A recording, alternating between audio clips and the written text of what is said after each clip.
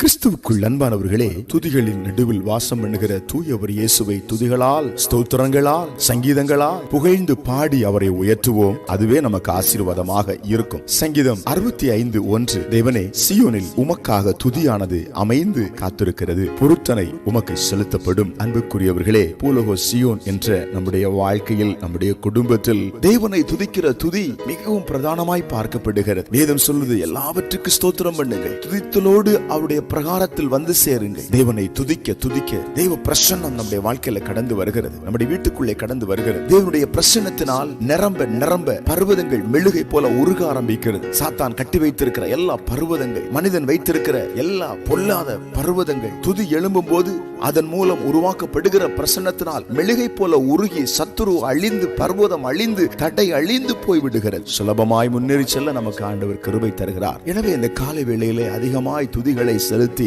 அவரை ஆராதித்து அவரை மகிமைப்படுத்தி கடந்து போகும்போது நிச்சயமாய் நம்முடைய வாழ்க்கையில் ஒரு பெரிய விசாலத்தையும் ஆசீர்வாதத்தையும் தேவன் நமக்கு தந்து நம்முடைய வீட்டுக்குள்ளே தேவனுடைய பிரசன்னமும் அதிகமாய் பெருகச் செய்து நம்மை அவர் வழி நடத்துவார். கலங்காதிருங்கள். நிச்சயமாய் தேவனுடைய பிரசன்னம் வெளிப்படுவதை காண்பீர்கள் நீங்கள் துதிக்கும் பொழுது. தேவனுடைய வல்லமை வெளிப்படுவதை காண்பீர்கள் நீங்கள் ஆராதிக்கும் பொழுது. சத்துருவுடைய பாளையம் நிர்மூலமாகுவதை காண்பீர்கள் நீங்கள் அவரை உயர்த்தும் பொழுது. ஜெபிப்போம். எங்கள் அன்பின் பிதாவே, இந்த காலை வேளையிலும் துதிக்கிற உம்முடைய பிள்ளைகள் மேல இறங்குகிற தேவ பிரசன்னத்துக்காய் ஸ்தோத்திரம். அந்த பிரசன்னத்தினாலே பிள்ளைகள் இருக்கிற எல்லா பொல்லாத கிரியைகளும் அழிகிறதுக்காய் ஸ்தோத்திரம். இயேசுவின் நாமத்தில் ஆமென்.